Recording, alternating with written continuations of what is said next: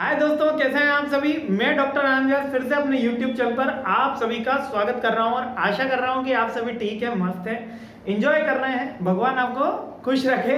और आ चुके हैं अपन MBA 4th सेम के रिवीजन के ऊपर। जी हाँ, MBA 4th सेम का रिवीजन करवा रहा हूँ। BBA फाइनल ईयर का भी ये सब्जेक्ट है, कुछ यूनिवर्सिटीज में BCom फाइनल ईयर में भी है, और BTech में तो कहना ही क्या, अपनी मर्जी से मैनेजमेंट के सब्जेक्ट हैं। और UGC नेट की अगर तैयारी कर रहे हैं तो ये सब्जेक्ट बहुत जरूरी है। तो सब्जेक्ट क्या है? सब्जेक्ट है emerging technologies in global business environment. बिल्कुल थ्योरी सब्जेक्ट है, बिल्कुल नया सब्जेक्ट है। बिल्कुल मतलब जब मैंने MBA करी थी 2011 के अप्रॉक्स में, ठीक है, जब 11 में हमारी MBA कंप्लीट हो गई थी तो ये सब्जेक्ट नहीं हुआ करता था, लेकिन ये सब्जेक्ट अब कोर्स के अंदर आया है।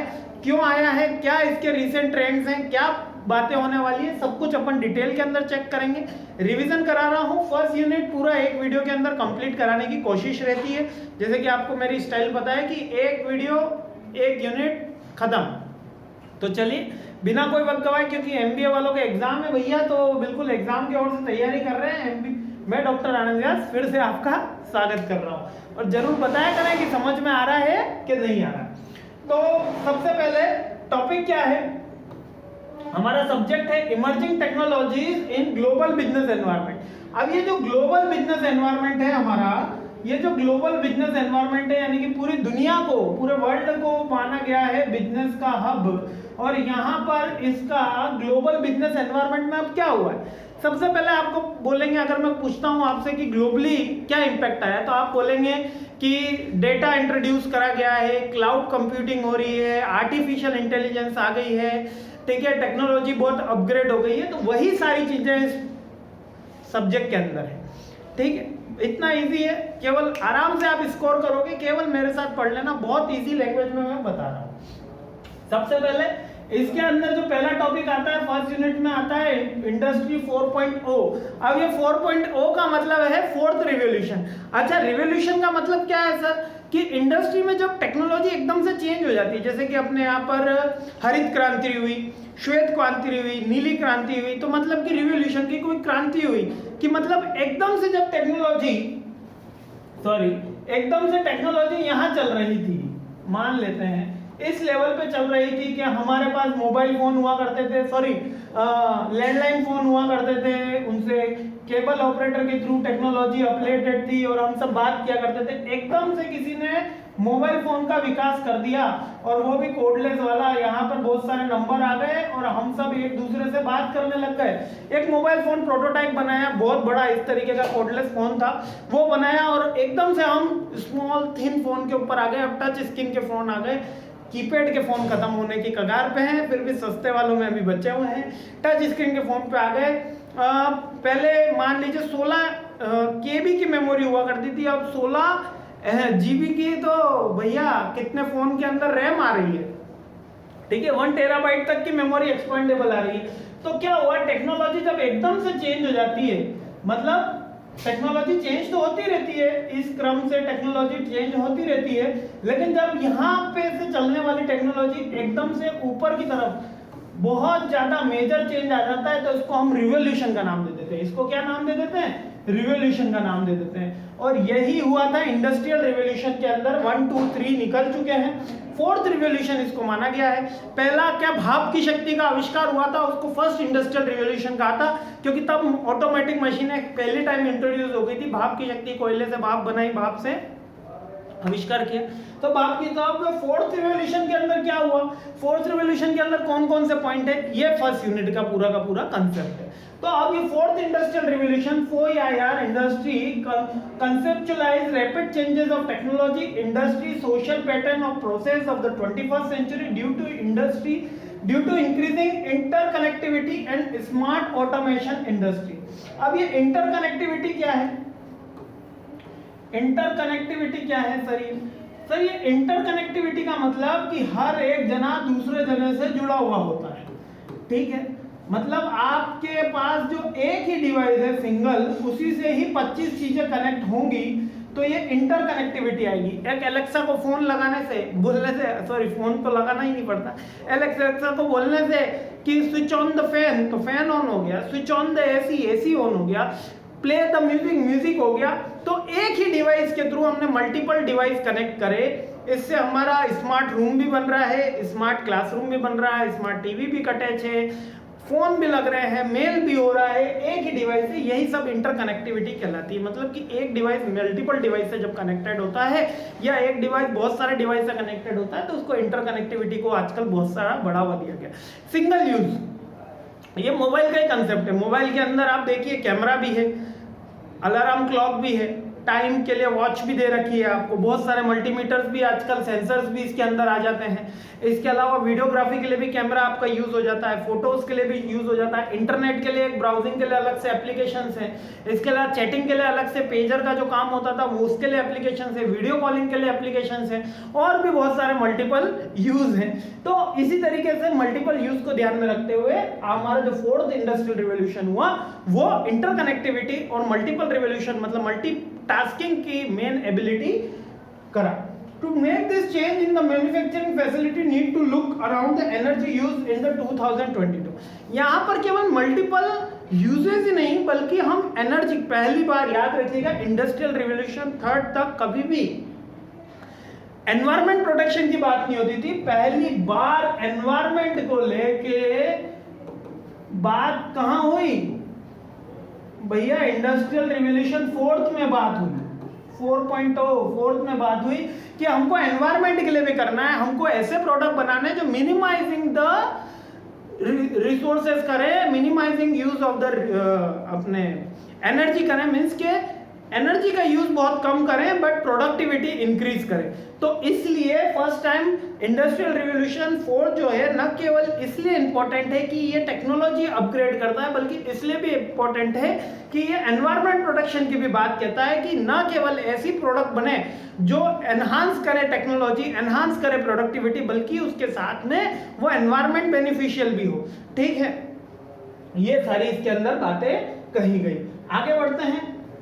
हाँ, नेचर, अब इसकी प्रकृति क्या रही? इसकी प्रकृति दो का रहा, एक टेक्नोलॉजी और दूसरा एनवायरमेंट प्रोटेक्शन, सीधी सीधी बात है। बट इसमें क्या लिखा है? Revolutionising the way of the companies manufacturing improve and distribute their product. Manufacturers are integrated new technology including Internet of Things, cloud computing, analytics, अच्छा cloud computing, artificial intelligence, AI सब अपन detail में अभी देखने वाले हैं। इसलिए जो इसका नेचर रहा फोर्थ रिवॉल्यूशन का, इसमें मेन जो फोकस रहा वो तो नए प्रोडक्ट पे तो रहा ही, बल्कि मैन्युफैक्चरर अब डायरेक्ट किसको देना चाह रहा है? प्रोडक्ट कस्टमर को देना चाह रहा है। किसको देना चाह रहा है? कस्टमर को देना चाह रहा है। और उसका जो सप्लाई चेन मैकेनिज्म है, क्या सप्लाई चेन मैकेनिज्म है?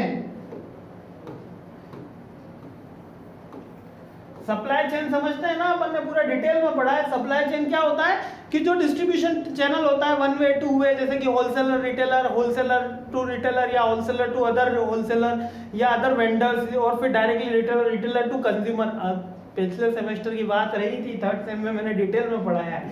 सप्लाई चेन कैसा रहता है? सप्लाई चेन, तो ये सप्लाई चेन को बहुत फास्ट किया जाए, एकदम क्विक डिलीवरी किया जाए, यानी कि प्रोडक्ट बने।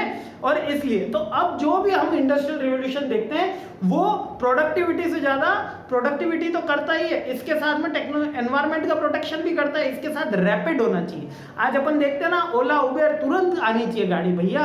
आजकल लोगों के पास समय नहीं है। जोमेटो, स्विगी, क्या आप ऐड देख रहे हो? ऐड देखते हो तब देखते होंगे कि वो तुरंत डिलीवरी की बात करते हैं, तुरंत आपके अकाउंट में क्रेडिट की बात करते हैं। यूपीआई पेमेंट, क्या बात हो रही भैया?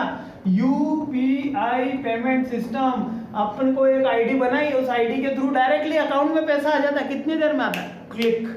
पहले होता था भैया आईएमपीएस, 2-3 मिनट में, 5-10 मिनट में पैसा आता था।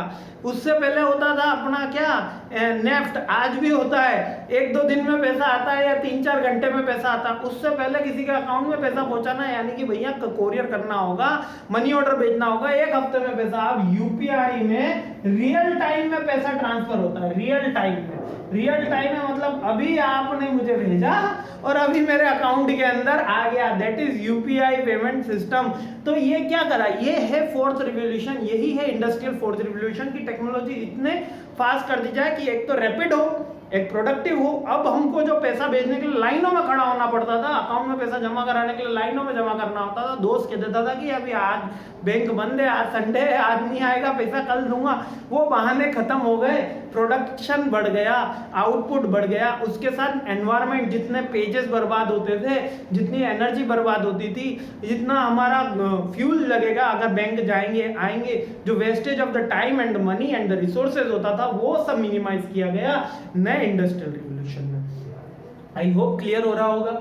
नेक्स्ट है लेटेस्ट ट्रेंड क्या है इंडस्ट्रियल रिवॉल्यूशन में। लेटेस्ट ट्रेंड तो बहुत आपके आसपास ही, अच्छा ये सब्जेक्ट ऐसा है हम इससे घिरे हुए इस सब्जेक्ट से, ठीक है। मोबाइल इसके अंदर है, कंप्यूटर इसके अंदर है, नई टेक्नोलॉजी इसके अंदर है, थंब इंप्रेशन इसके अंदर रहा, कोरोना ने बहुत सारी चीजें सिखाई, zoom meeting, Google call, Google meet के थ्रू कॉल करना सीख गए, मतलब क्लासेस ऑनलाइन हो रही है। यूट्यूब पे कौन किसने सोचा था आज से 5 साल पहले कि कोई यूट्यूब पे एक डॉक्टर आनंद व्यास नाम का व्यक्ति आएगा और जो बच्चों को पढ़ाएगा और बच्चे पढ़ने लगेंगे, ऐसा संभव ही नहीं था, ठीक है। ऑफलाइन क्लास को ही प्राथमिकता दी जाती थी, लेकिन अब जमाना बदला, ऑनलाइन पे भी उतना ही कंसंट्रेट मैनेजमेंट भी कर रहा है, टीचर्स भी कर रहे हैं, स्टूडेंट भी कर रहे हैं, क्योंकि एनहांस करता है हमारे नॉलेज को। स्टूडेंट क्या है उसके लाइफ के अंदर, एक बात यहाँ पर सीखिए, स्टूडेंट क्या है उसके लाइफ के अंदर सीखता है, आपसे सीखेगा, मुझसे सीखेगा, मेरे से तो क्या थोड़ा बहुत ही सीखेगा, मेरे को ज्यादा कुछ आता नहीं, किसी और से सीखेगा, पेरेंट्स से सीखेगा, उनके टीचर से सीखेगा, क्लासरूम, बट एक लिमिटेड रहता था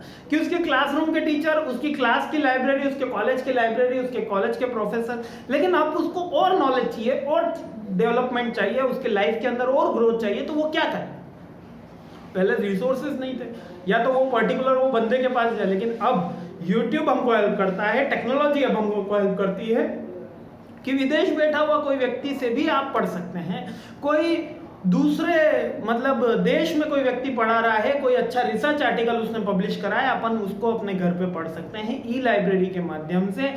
मोदी साहब ने भी इसमें काफी सारी स्कीम लॉन्च करी है डिजिटल प्लेटफॉर्म के माध्यम से, अब हम ये पढ़ सकते हैं, अब ये कैपेसिटी है। और भारतीय स्टूडेंट में तो बहुत ही प्रतिभा होती है, अरे जितना ऑस्ट्रेलिया की जनसंख्या है इतने तो हम डॉक्टर इंजीनियर निकाल देते हैं, तो फिर तो कितनी कैपेसिटी है हमारे अंदर, तो उसको अब हम उसको कैपेसिटी को बंद नहीं करना चाह रहे, अब हम उसको खोलना चाह रहे हैं। इसलिए आपको भी ऑनलाइन प्लेटफॉर्म इसलिए नहीं जरूरी, मेरा ही देखना जरूरी नहीं, बल्कि ऑनलाइन प्लेटफॉर्म के लर्निंग के थ्रू आपको एनहांस नॉलेज मिलता है, जो नॉलेज पहले हमें हमारे क्वालिफिकेशन जब मैं एमबीए में था तब नहीं मिल पाता था। मतलब हमारे टीचर्स अच्छे थे, सारे टीचर्स अच्छे होते हैं, मैं तो ये कहता हूँ, लेकिन वो लेवल जो आपको मिल पा रहा है कि आप अपने कॉलेज टीचर से पढ़ सकते हैं, ऑनलाइन पढ़ सकते हैं, किसी और स्पेशलिस्ट की क्लास ले सकते हैं, ये नॉलेज अब हमको मिल सकता है। तो ये किसके लिए, latest trends in the technology, यही तो है, यही तो हमको पढ़ना है। इतने परेशान होने वाली बात कि आप लाओगे कि नहीं लाओगे, इस सब्जेक्ट में तो नंबर लाने ही होंगे। ये क्या कह रहा है कि business science, cloud computing, artificial intelligence, ये सारे की बिग डेटा। अब ये बिग डेटा क्या हुआ, फेसबुक, गूगल, अरे Google CEO, Google search engine optimisation करके एक जॉब होती है, Google CEO, sir search engine optimisation करेंगे, सर आपकी वेबसाइट को नंबर 1 रैंक कराएंगे। हाँ 1 लाख वेबसाइट है गूगल के ऊपर, तो हम तो आपकी वेबसाइट को नंबर 1 लाएंगे। करोड़ों रुपए छाप रहे हैं लोग इसके अंदर, केवल ये सीईओ के नाम पे करोड़ों रुपए छाप रहे हैं लोग, पेमेंट करते हैं कि गूगल पे उनकी रैंक फर्स्ट आ जाए।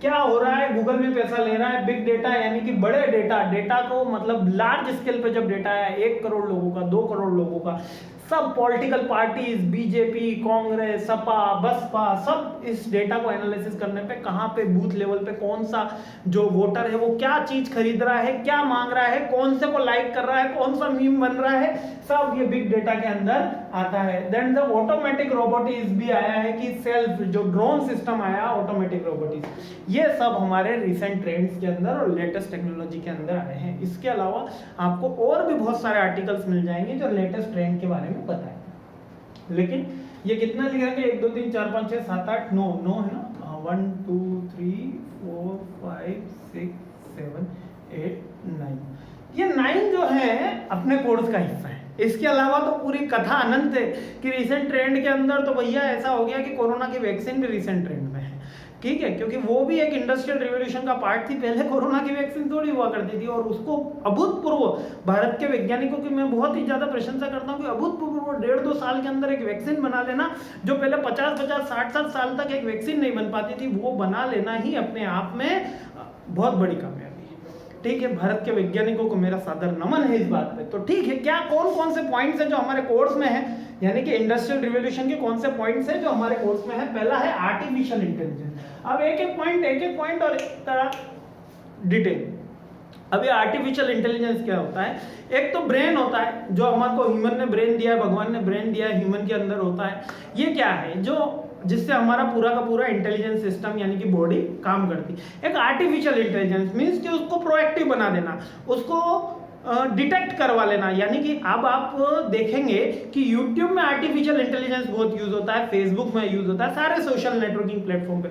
आप जिन भी चीजों वेबसाइट को विजिट करेंगे, मान लीजिए आपने फ्लिपकार्ट पे गए, एक मोबाइल देखा, आप जैसे ही फ्लिपकार्ट को छोड़ के यूट्यूब पे आओगे, आपको मोबाइल की एड नजर आने वाली। 100% 90% ये संभावना आपको मोबाइल की और उसी मोबाइल की एड जरूर आ सकती है कि बाय करो।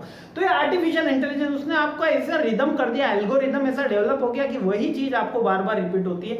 आर्टिफिशियल इंटेलिजेंस मतलब कि वो इंटेलिजेंस आपने आर्टिफिशियली डेवलप करा है कि कुछ ऐसा होगा तो आपको ये रिएक्ट करना है। जैसे ही आप कर्सर में लेफ्ट क्लिक करते हो, वो भी एक आर्टिफिशियल इंटेलिजेंस है कि लेफ्ट क्लिक होते ही ये 10 ऑप्शन लाने हैं और इसमें आपको ये रिएक्ट कर देना है। Human extended reality. अब एक्सटेंडेड रियलिटी का मतलब पबजी करके जो गेम है वो इसका एग्जांपल है। एक पोकेमॉन करके गेम आता है, आई होप सबने खेल रखा होगा, बहुत ही मस्त गेम है। ठीक है, एक बार जरूर ट्राई करना, पर एडिक्टिव मत होना, क्योंकि किसी भी चीज का बुरा नशा जो होता है वो बहुत बुरा होता है, ज्यादा अति सर्वत्र वर्जित। तो ह्यूमन एक्सटेंडेड रियलिटी की एक गेम है पोकेमॉन, और एक है पबजी। पबजी के अंदर बच्चे ऐसे घुस जाते हैं कि उनको लगता है कि वही एटमॉस्फेयर है, आसपास वही वातावरण चल रहा है। पोकेमॉन में तो रियल आप कैमरा इंटरफेस करके देखते हो तो पिकाचू इधर उधर दौड़ता हुआ दिखता है। तो ये क्या है? Human extended reality. जब हम आई के ऊपर क्लाउड करके अपन देख रहे हैं उसको, तो हमको ये एहसास होता है कि हम वहीं आ चुके हैं। ये किसके पार्ट है? ये पार्ट है हमारे इंडस्ट्रियल रिवॉल्यूशन के। एक तो वो आर्टिफिशियल इंटेलिजेंस यानी कि मशीन के अंदर ब्रेन डेवलप करना, रिएक्शन डेवलप करना। सेकंड है द रियलाइजेशन, जो रियलिटी है, एटमॉस्फेयर डेवलप करना। नेक्स्ट है क्लाउड कंप्यूटिंग। क्लाउड का मतलब बादल, बादल का मतलब कंप्यूटिंग। कंप्यूटिंग के बेसिकली हमको डेटा रखना है। ये आज जो वीडियो रिकॉर्ड हो रहा है यूट्यूब क्लाउड पे रखना है। क्लाउड पे वो सर्वर का बहुत मतलब हवा के अंदर ये हमारा डेटा है, कोई फिजिकल सर्वर के अंदर सेव नहीं है, ये हवा के अंदर ये डेटा बना रखा है। यहाँ पे उन्होंने क्लाउड ले रखा है, एक स्पेस ले रखी है। ठीक है, उस स्पेस के अंदर ये डेटा पूरा का पूरा सेव चल रहा है। तो ये क्लाउड कंप्यूटिंग एक पार्ट है। Network and connectivity. अब 4G का जमाने में हम हैं, जापान जो है वो 6G पे पहुंच चुका है। तो नेटवर्क एंड कनेक्टिविटी पे आ गए हैं कि नेटवर्क कैसा होना चाहिए, कौन सी जनरेशन में हम बात कर रहे हैं, क्या उसका रूल्स एंड प्रोटोकॉल हो। एडवांस रोबोटिक यानी कि रोबोट कैसे होने चाहिए, आर्टिफिशियल इंटेलिजेंस से लेस होना चाहिए, क्लाउड कंप्यूटिंग होना चाहिए, सेल्फ सेंसर होना चाहिए। S-400 अभी यूक्रेन की वॉर में चल रहा है, कैसा है भैया S-400? मिसाइल आई, मिसाइल को हवा में ही एयर डिफेंस करके तबाह कर दिया। ये एडवांस रोबोटिक का एग्जांपल है कि पता चल गया कि मिसाइल आई और फ्रैक्शन ऑफ सेकंड के अंदर मिसाइल डिटेक्ट हो गई, उसको तबाह भी कर दिया गया। इंटरनेट ऑफ एवरीथिंग यानी इंटरनेट पे हर चीज डालना। अब ये सर ये इंटरनेट क्या है? ये इंटरनेट एक तरीके का सर्वर डेटाबेस है जहाँ पर सारी वेबसाइट एसोसिएट रहती है या उनका डेटा रखा होता है। इंटरनेट भी होता है, इंटरनेट भी होता है। जो कंपनीज, जो बैंक्स जो यूज करती हैं वो इंटरनेट पे यूज होता है।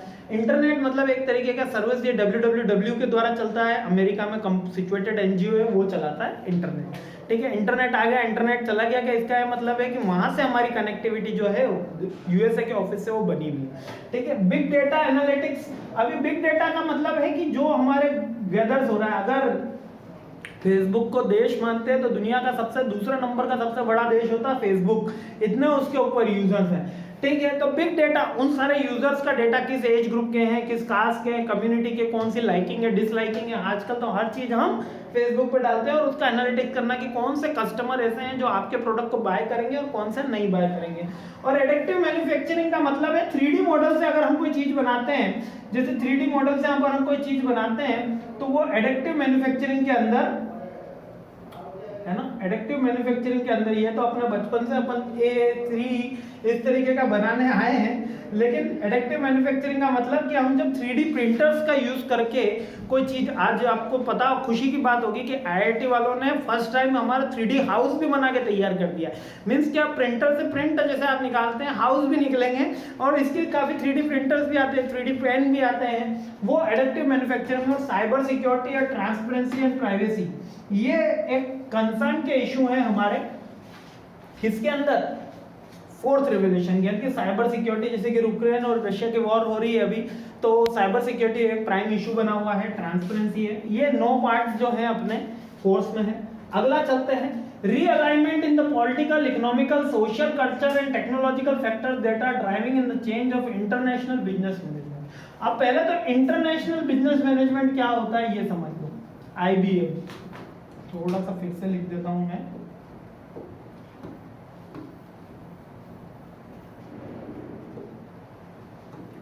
IBM, international business management. जब इंडिया के लोग USA या चाइना से कोई व्यापार कर रहे हैं तो वो इंटरनेशनल हो गया, यानी क्रॉस बॉर्डर जो बिजनेस होता है वो इंटरनेशनल बिजनेस की कैटेगरी में आता है। अब उसका मैनेजमेंट अब चेंज हो गया। क्यों? क्योंकि इजराइल में टेक्नोलॉजी अलग चल रही है, इंडिया में टेक्नोलॉजी अलग चल रही है, USA में टेक्नोलॉजी अलग चल रही है। तो सोशियो इकोनॉमिकल, पॉलिटिकल, तीनों फैक्टर्स क्या हो गए, इंटीग्रेटेड हो गए, इंटीग्रेटेड हो गए। पहले ऐसा नहीं हुआ करता था, पहले आपकी टेक्नोलॉजी अलग, हमारी अलग। आपका अगर कोई, जैसे कि अफगानिस्तान और रशिया की वॉर चली, पहले USA और रशिया की, USA और अफगानिस्तान की वॉर अभी अभी खत्म हुई, पर उससे पहले किसकी चली थी, रशिया और अफगानिस्तान की वॉर चली थी। उसका भारत पे कोई प्रभाव नहीं पड़ा, जबकि भारत का पड़ोसी से थोड़ा सा दूर का ही, मतलब पाकिस्तान का पड़ोसी अपना भी पड़ोसी हो गया, तो मिलता जुलता था। लेकिन USA और अफगानिस्तान की जब वॉर हो रही थी तो उसका प्रभाव पड़ रहा था। क्यों? क्योंकि अब ग्लोबलाइजेशन होने के कारण हर चीज इंटीग्रेटेड हो गई। तो इंटरनेशनल बिजनेस मैनेजमेंट पहले इस एक्सपांड लेवल पे नहीं चल पाता था, सोशियो इकोनॉमिक, पॉलिटिकल, तीनों रीजन अलग अलग चलते थे, लेकिन अब एक साथ चलते हैं। क्यों? क्योंकि सबकी टेक्नोलॉजी अलग होती थी, सबका वर्किंग कंडीशन अलग होती थी, सबका क्लाइमेट अलग होता था। लेकिन अब क्लाइमेट, वर्किंग कंडीशन बिल्कुल माइनर हो गई, टेक्नोलॉजी एक यूनिफॉर्म वे में आ गई। आज जो फोन अमेरिका में बन रहा है थोड़े ही ज्यादा कीमत पे इंडिया के अंदर भी कुछ ही समय में अवेलेबल हो जाता है। जो टेक्नोलॉजी, हाँ जापान के पास थोड़ा हायर टेक्नोलॉजी है, लेकिन हमारे पास भी वो टेक्नोलॉजी जल्दी आ जाती है। ऐसा नहीं लगता एक डिकेड लग जाता है, it's takes only 3 month 6 month. Okay, so it is very major कि ये जितने भी टेक्नोलॉजिकल, पॉलिटिकल, इकोनॉमिकल, सोशल जो थे वो इसके बैकबोन बन गए। अब 5 major kinds of all drivers की, कौन से ड्राइवर्स जो थे, all based on the change are the leading international forms of the globalisation, operation, political, technological, market, cost and competitive drivers. ये जितने भी ड्राइवर्स हैं ये IBM में इफेक्ट करते हैं, इंटरनेशनल बिजनेस में इफेक्ट करते हैं। कौन कौन से? Political factor, legal factor, cost factor, technological factor. समझ में आ रहा है? मतलब बहुत इजी कि इंटरनेशनल बिजनेस मैनेजमेंट जो है वो 5 फैक्टर से चलता है। इंडस्ट्रियल रिवोल्यूशन आने के बाद, टेक्नोलॉजी अपलिफ्टमेंट होने के बाद ये सारे फैक्टर्स एक साथ वर्क करते हैं। एक साथ मतलब कि लीगल, पॉलिटिकल, सोशल, इकोनॉमिकल, ये सारे फैक्टर्स एक साथ वर्क करते हैं। और ये जरूरी क्यों है? ये जरूरी इसलिए है कि हम नए कस्टमर की पहचान कर सके, हम नए कस्टमर को आइडेंटिफाई कर सके, हम नए मार्केट प्लेस खोज सके, है ना। चाइना इंडिया में क्यों व्यापार करता है? क्योंकि नया मार्केट है। इंडिया भी चाइना में क्यों जाना चाहता है? क्योंकि नया मार्केट है। USA इंडिया, क्योंकि भारत की सबसे उभरती, एशिया की सबसे बड़ी उभरती हुई अर्थव्यवस्था भारत की, इसलिए हर देश यहाँ पर व्यापार करना चाहता है। दैट इज ही तो पढ़ रहे हैं, यही तो पढ़ रहे हैं इंटरनेशनल बिजनेस मैनेजमेंट के अंदर। और इसके अंदर 5 ड्राइवर है, 5 बार एक ही चीज मैंने रिपीट कर दी। अब अगला पढ़ते हैं।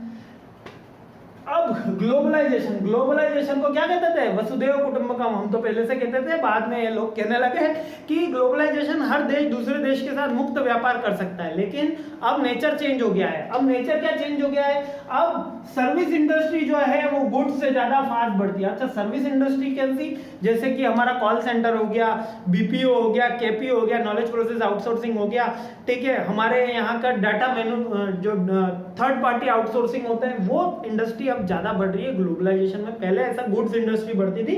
अब लेबर कॉस्ट आर्बिट्रेजर, लेबर कॉस्ट अब बहुत कम इंपॉर्टेंट हो गई। क्यों? क्योंकि अगर मेरे को काम, ये नया टॉपिक है ना, ये मेरे को काम यहाँ से इंडिया से अच्छा नहीं लग रहा तो मैं अमेरिका से करा लूंगा। मेरे को कितनी बार प्रूफ रीडिंग करानी होती है रिसर्च आर्टिकल की, तो मैं नेटिव स्पीकर ढूंढ लेता हूँ। अमेरिका से भैया वो 500 रुपये में करने को रेडी है। मेरा इंडिया का करेला का जो दोस्त है, केरल के दोस्त है ना, वो 2000-5000 में कर रहे हैं, मैं अमेरिका वाले से 500 में करवा लेता हूँ। तो क्या हुआ? ये अपग्रेडमेंट हुआ, यानी लेबर की कॉस्ट जो है, जो कॉस्ट कटिंग हुई वो अब लेस हो गई है, अब लो कॉस्ट है। R&D पे ज्यादा से ज्यादा वर्क देने लग गए हैं ग्लोबलाइजेशन होने पे, क्योंकि वो देश आगे नहीं बढ़ेगा जिसके पास ज्यादा पॉपुलेशन है, जहां पे कॉस्ट कम है। वो देश आगे बढ़ता है जहां पे R&D का काम यानी रिसर्च एंड डेवलपमेंट ज्यादा होगा। इजराइल, जापान इसलिए आगे नहीं है कि उनके पास ज्यादा इकोनॉमी है, ज्यादा पैसा है। वो इसलिए आगे हैं कि वहां पे R&D का एक्सपेंडिचर काफी हाई है, वहां पे ज्यादा काम होता है। हाँ, ट्रेड, रीजन से ज्यादा ट्रेड को इंपॉर्टेंस दे दी गई है। अब तो व्यापार करना ही है, more concentrate within the regions. ठीक है, अब हमको अब रीजन में बांट दिया, क्वाड बना दिया, ठीक है, एशिया रीजन बना दिया, ठीक है, अमेरिका के लिए क्वाड हमने बना दिया। तो अलायंस कर करके अब हम ग्लोबलाइजेशन, यानी कि अब जो ग्लोबलाइजेशन है और जो पुराना ग्लोबलाइजेशन था, यानी कि एक ओल्ड ग्लोबलाइजेशन था, मतलब समझिएगा एक ओल्ड ग्लोबलाइजेशन था और एक अब ये जो न्यू ग्लोबलाइजेशन है, सॉरी,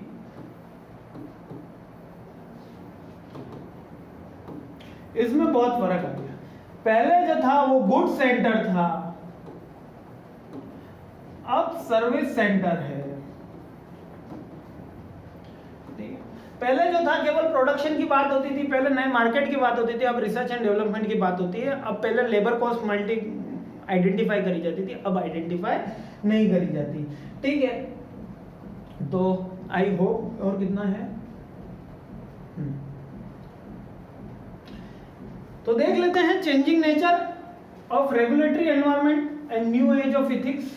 चलिए इसको सेकंड पॉइंट में देखेंगे अपन, ये एक पॉइंट और इसका अगले का, क्योंकि समय हो चुका है, 26 मिनट ऑलरेडी कंप्लीट हो चुके हैं। तो अपन नेक्स्ट वीडियो के अंदर दोनों यूनिट सेकंड का सेकंड पार्ट, फर्स्ट का सेकंड पार्ट में इसके साथ लेकर आ रहा हूँ। जरूर बताइएगा वीडियो कैसा लगा। बहुत ही इजी टॉपिक है, केवल इधर उधर की बातें करके है टॉपिक्स बढ़ाया गया है। बाकी आप अगर कॉन्सेंट्रेट होकर पढ़ोगे तो बहुत इजीली इसका पेपर क्रैक हो जाएगा, अच्छे से अच्छे मार्क्स इसके अंदर आ जाएंगे। इसलिए ध्यान से पढ़िएगा, बहुत इजी टॉपिक है, बहुत इजी इसकी लैंग्वेज है, आप अच्छा स्कोर कर सकते हैं इस पेपर में। Thanks for watching my this video, thank you.